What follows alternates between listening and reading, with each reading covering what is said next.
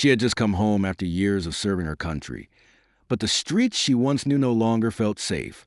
A white cop stopped her for no reason, his eyes filled with doubt and suspicion, treating her like a criminal. But as the situation spiraled out of control, she realized this wasn't just about her ID. It was about something much bigger. At the end of the story, leave your opinion below. And don't forget to subscribe, and we'll continue. Jacksonville greeted Naomi Carter with heat, dusty streets, and the smell of frying oil wafting from the old diners. Nothing had changed in the city, except that the cracks in the asphalt were getting deeper and the signs were fading even more. 7 years. 7 long years she hadn't set foot on this land. Not since she buried her mother. Since she left everything behind and joined the army. Now, when she came back, she felt like a stranger. She walked down familiar streets, holding a ragged military bag in her hand. No uniform, no stripes, just a simple dark t-shirt, cargo pants, and old sneakers. But her poised, confident gait and keen gaze made her look like a fighter, not just a woman. "Are you a warrior?" came the voice of a teenager at the entrance to the store. Naomi stopped, looked at him. He was about 12, skinny, wearing torn jeans and a t-shirt with the team logo on it. "Something like that," she said calmly. The guy grinned, looking at her with respect. "I got a cousin in the army. He walks like that, too." Before she could answer, someone in his company called out to him, and he disappeared behind a glass door. She moved on. The old barbershop where her father got his hair cut every Saturday was still standing, though the sign was Askew. Ms. Beatrice's cafe was still smoking with fried wings. The basketball court still rattled, and the boys played as if their lives depended on every attack on the hoop. But for her, this city was no longer the place she had left.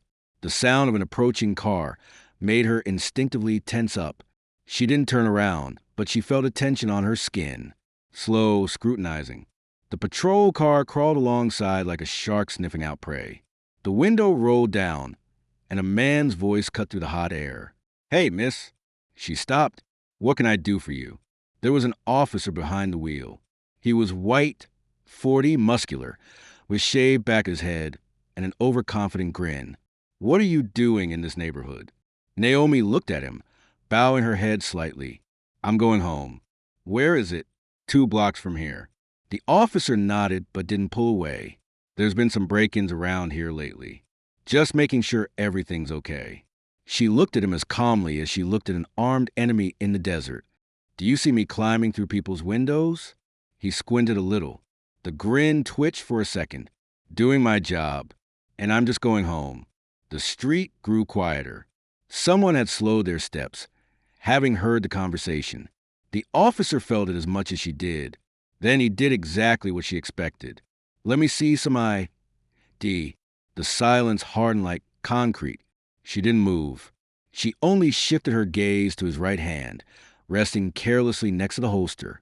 Naomi Carter made no sudden movements. She knew this conversation was not about documents, not about security concerns, not about the law. This conversation was about power. Who is in control? Who is in control? Who can afford to stand confidently? And who needs to show their papers just because someone in uniform said so? She slowly reached into her pocket, pulled out her ID card, and held it up in front of her, but she didn't hold it out in her hands. She'd seen too many people lose their grip on the situation the moment they put their ID in the wrong hands. Officer Travis Bennett narrowed his eyes, shifting slightly in his chair. A slight grin slid across his lips, but it was not mirth, but something colder, more measured. "Military ID, huh?" He glanced at it carelessly, but didn't hurry to accept it. "Where did you serve?" Naomi didn't blink. Her voice remained steady and clear. "Different places." "It doesn't look like it," he snorted, clearly provoking. She'd seen men like this before. Men who didn't like it when a woman stood in front of them with a straight back, without fear, without ingratiation, especially if that woman was black. "Checking the system." She tilted her head slightly as if giving him a choice. For a second there was a flicker of irritation in his gaze. He sharply took the ID card from her hands, looked at it as if he were trying to find something to confirm his hunch. "Navy SEAL," he said like he heard a joke. "Is that a joke?" Naomi didn't answer. She saw his fingers clench slightly on the plastic of the ID card, the muscles in his neck tense. "Do you expect me to believe that?" He looked up at her, his gaze no longer lazy self-assurance. She shrugged without changing her expression. "It's up to you." A few people on the street had already stopped pretending not to listen. A young woman stood on the corner with her phone in her hand, taking notes. A man in work clothes stopped outside the store, folding his arms across his chest. Bennett noticed it, too. He shifted his gaze to the people, to the camera phone, to the judgmental expressions on their faces. It all irritated him even more. He lifted the ID card higher, twirled it defiantly in his hands. "Maybe it's fake. Where's the proof that you're you?" Naomi felt irritation boiling up inside her, but she didn't let it out. "Request confirmation." Her voice remained steady, but it was a little firmer now. Bennett grinned, but there was no lightness in his smile now. He slowly held out his ID card, but at the last moment he jerked his hand away, as if he'd changed his mind. "You think if I see a military ID, I should immediately bow down?" His voice was louder than before, and Naomi realized he was playing to the audience. He knew people were watching, and now he was trying to turn the situation in his favor. "I think if you have suspicions, you also have a verification protocol," she replied, not letting him seize the initiative. Her calmness irritated him more than anything. He wanted her to get nervous, to get confused, to give an excuse to do something he'd probably wanted to do for a long time. And then he made his next move. You know what? He slammed his ID on his palm, as if thinking, "Let's go to the car and sort this out." Naomi didn't move. "Why?" To clarify the circumstances. He smiled broadly, but there was something dangerous in his eyes. She had seen too many situations like this. She had seen how ordinary conversations turned into the tensions, how the tensions turned violent, how violence turned into tragedies. "There's no need," she said clearly, so that everyone around her could hear. Bennett stepped closer, shortening the distance. "It's not a request, Lieutenant." Naomi stood still, her breathing steady, but her body muscles tensed, ready to react to the slightest movement of the officer. She knew that the situation had crossed a line of simple conversation, and now she was in a zone where her every word, every movement could be used against her. Officer Bennett stared at her, his fingers tapping impatiently on the belt where his walkie-talkie hung. He was clearly trying to maintain a semblance of control, but his eyes were already filled with irritation mixed with a bruised ego. For the last time, his voice was louder than before, and it was no longer lazy mockery. "Will you walk obediently to the car, or do I have to make you?" Naomi slowly shifted her gaze to his right hand, which was now near the belt where the handcuffs hung. She had already anticipated his next move, seen his intentions, realized that he couldn't afford to back down after making his public statement. The crowd around them no longer pretended to just pass by. People were standing nearby, some with their phones at the ready, some talking among themselves, some just silently watching. The tension was building like a storm cloud, and she could feel it with every cell in her body. "Officer Bennett." Her voice was steady, but there was a hardness in it that made him squint a little. "Think about what you're going to do." Bennett gritted his teeth, his fingers finally closing on the cold metal of the handcuffs. He'd already made his decision. He couldn't afford to back down. There was too much at stake. "Hands behind your back, Lieutenant." His voice sounded as if he expected resistance, as if he craved it. He wanted her to give him a reason, for the crowd to see her as a threat, for the cameras to record the moment where he could say, "She forced me." Naomi inhaled slowly, then exhaled just as slowly, allowed herself a few precious seconds to assess the situation. She could have obeyed, let him cuff her, and let things play out according to his script. She could have put up a fight, which would no doubt have been a fatal mistake. But she had a third option. She didn't move, didn't give him a reason, didn't change her facial expression. She just said loud and clear, "You're breaking protocol." The words came out like a gunshot. Bennett blinked, his fingers loosening a little on the cuffs, but he didn't remove his hand. "Are you going to tell me what I'm breaking?" His voice was sharper, rougher, but there was uncertainty in it. "Without legal grounds, without a warrant, without reasonable suspicion, you are going to detain a man who has not committed a crime." Her words sounded cold and precise, as if it were a military report. And all this in front of dozens of witnesses and a dozen cameras on. Bennett realized the situation was slipping out his hands, but pride wouldn't let him back down. "I'm giving you an order," he bellowed, taking a step forward, violating personal space. But Naomi didn't back down. And at that moment, exactly what she expected happened. The officer made a jerk, try and grab her wrist, but she moved faster, more accurately, more cold-bloodedly. A slight U-turn, a small step back, and his hand grabbed only air. Another moment and her fingers were on his wrist, not to attack, but to control. A barely perceptible movement, and he lost his balance, his body lurching forward and then instinctively taking a step backward to stay steady. It looked almost imperceptible from the outside, but it took only a second for the crowd to see. The officer made a sudden movement, but it was he who lost control.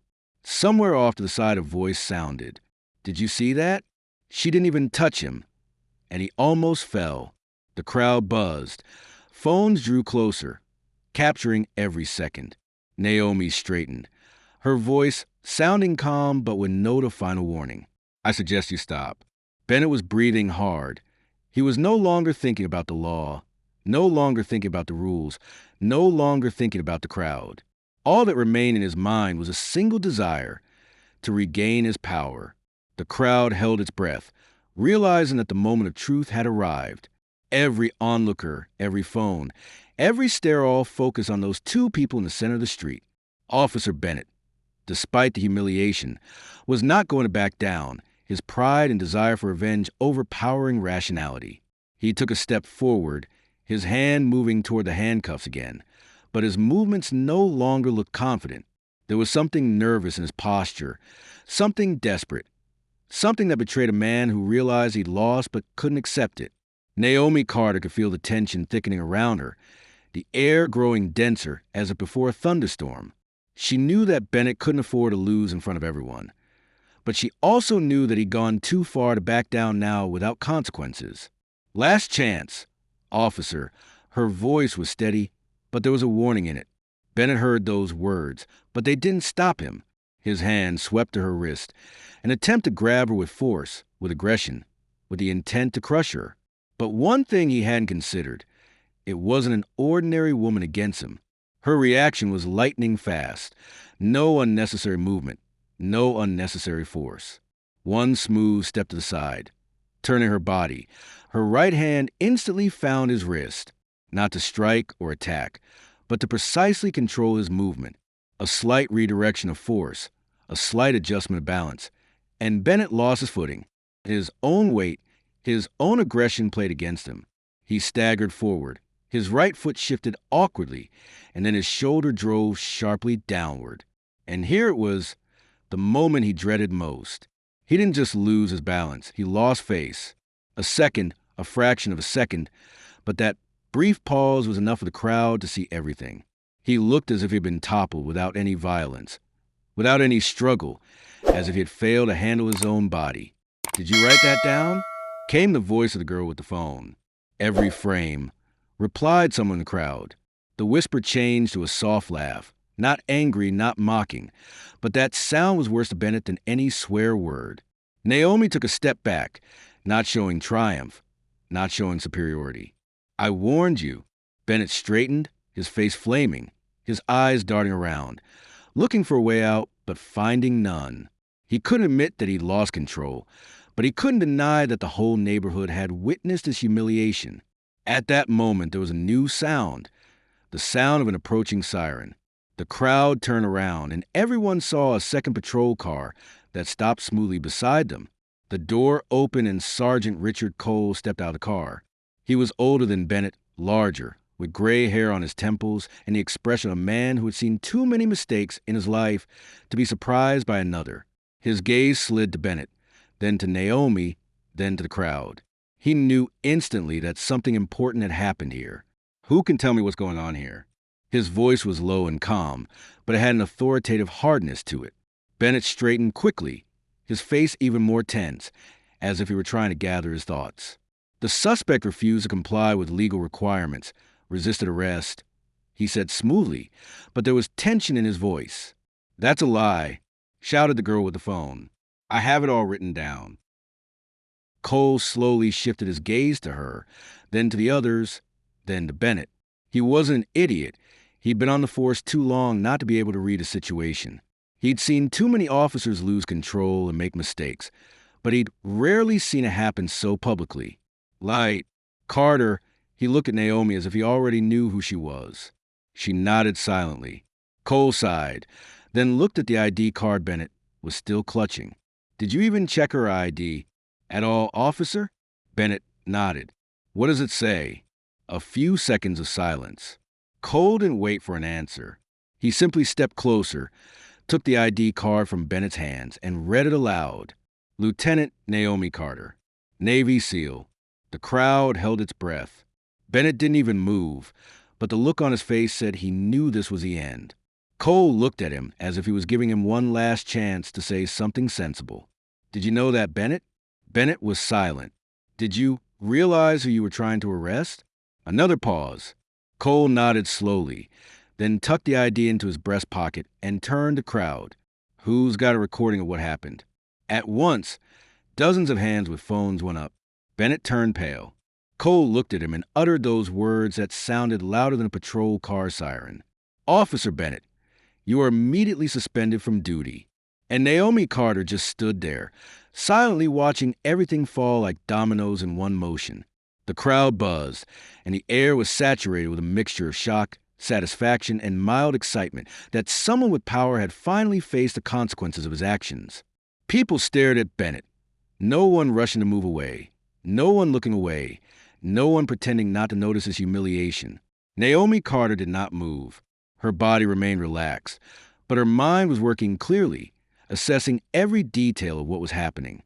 She could see Bennett holding back his rage through gritted teeth, his chest heaving with deep breaths, his fingers clenching nervously as if trying to find some foothold in a situation that no longer belonged to him. Cole continued to stare at Bennett, his face remaining unfazed, but in his voice sounded the weariness of a man who had seen too many of these situations. "I said you're suspended, Bennett. Leave the scene immediately." Those words were the final nail in the lid of his pride. He could accept failure, but being publicly humiliated by his own superiors in front of dozens of witnesses was a blow that could not be forgotten. "That's bullshit, Sergeant." His voice was low, but full of seething anger. "I was doing my job, and now you're making me look like a criminal?" Cole took a step forward, his voice not raised, but firmer. "You weren't doing your job, Bennett. You tried to use power to break a man who wouldn't listen to you. You lost, and now you have to live with it." Bennett didn't try to argue anymore. His body tensed, but he knew he had no argument or support left. The crowd looked at him with an expression he had never seen before, not fear, not respect, but contempt. He took a sharp step back, his breathing quickening, his eyes darting between people's faces, between the cameras on, between the reflections in the store windows that now carried his own defeat. "It'll come back to haunt you all," he muttered through gritted teeth, but no one paid attention. The crowd was no longer afraid of him. He turned sharply, walked toward a patrol car, and opened the door with a jerk. He sat motionless for a moment before slamming it shut behind him and starting the engine. As the car began to move, someone in the crowd said softly but distinctly, "That's what it means to meet the wrong person." Naomi Carter lifted the corners of her lips slightly, but not because of pleasure, not because of a sense of victory. She just knew that today someone had seen more than just a conflict on the street.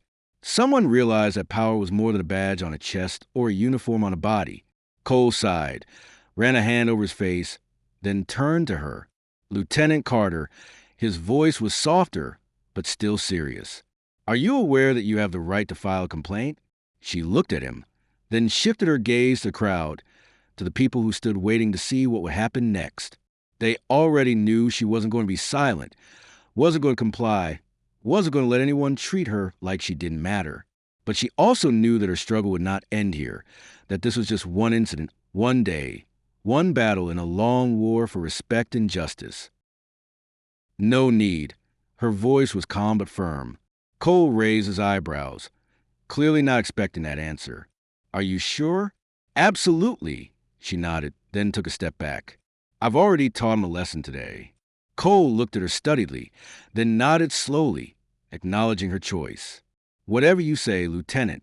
The crowd began to slowly disperse, but not because the interest was gone, but because they had already gotten everything they needed. Bennett left. The cameras captured every second of it. People will go home, tell their loved ones about it, show the video, leave comments online. This day will not be forgotten. Naomi slowly breathed in the hot air of the city that had once been her home, but now looked more like a battlefield. As she turned to leave, someone said quietly behind her, "Thank you." She didn't stop, didn't look back, didn't answer. She just kept going forward, knowing that the path she had chosen was far from over. Naomi Carter walked down the street, leaving behind the crowd, the patrol cars, and all the tension of this encounter. Her steps were as steady as they had been when she first entered the neighborhood, but something else was going on inside her. She felt not triumph, not relief, not satisfaction. Her thoughts were moving deeper, further, to the root of what had just happened. She didn't want this confrontation. She wasn't looking for trouble. She wasn't provoking conflict. She wasn't trying to humiliate anyone. But the truth was that this conflict found her anyway. It couldn't help but happen, because these things happened not because of her personally, but because of the system, because of attitudes, because someone was always trying to assert their power at the expense of others. She stopped at the window of the old store where she used to buy sodas after school. She saw her reflection in the glass. But not just a reflection, she saw the marks of years gone by, a woman who had been through too much to let anyone treat her like a second-class citizen. Her shoulders were relaxed, but her eyes remained intense. Behind her, the door creaked open, and someone's voice softly broke the silence. "You always stand like that when you're thinking." She didn't turn around right away. She didn't need to see who it was to recognize the voice. "Habit," she replied without changing her posture. Heavy footsteps sounded on the wooden porch deck, and a figure approached. Uncle Bruce leaned on the wooden railing beside her, holding a bottle of iced tea. "You made the news." He took a sip and grinned. "Not that it came as a surprise to me."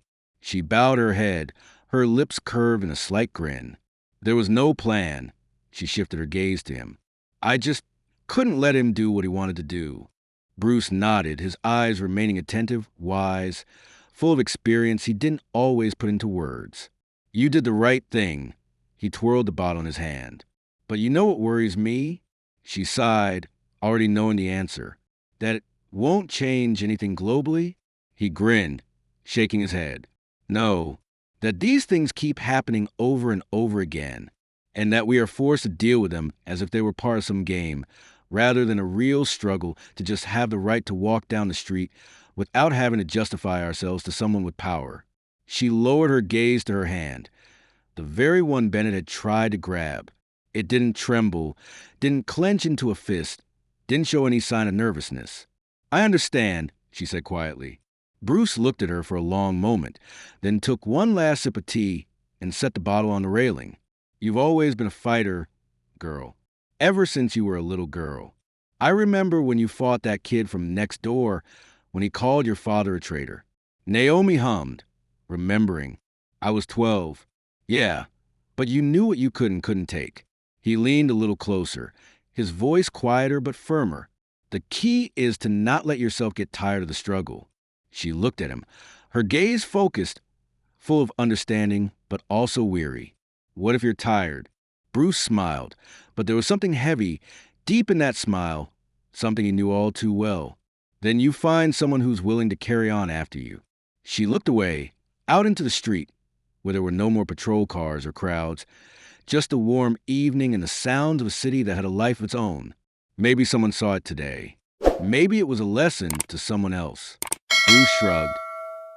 Maybe they both knew that things like this don't change in a day. But they also knew that every story like this was a step towards something bigger. Naomi straightened up, ran her hand over her face, and looked at her uncle. "I'll keep walking." Bruce smirked, clapping her on the shoulder. "That's what I wanted to hear."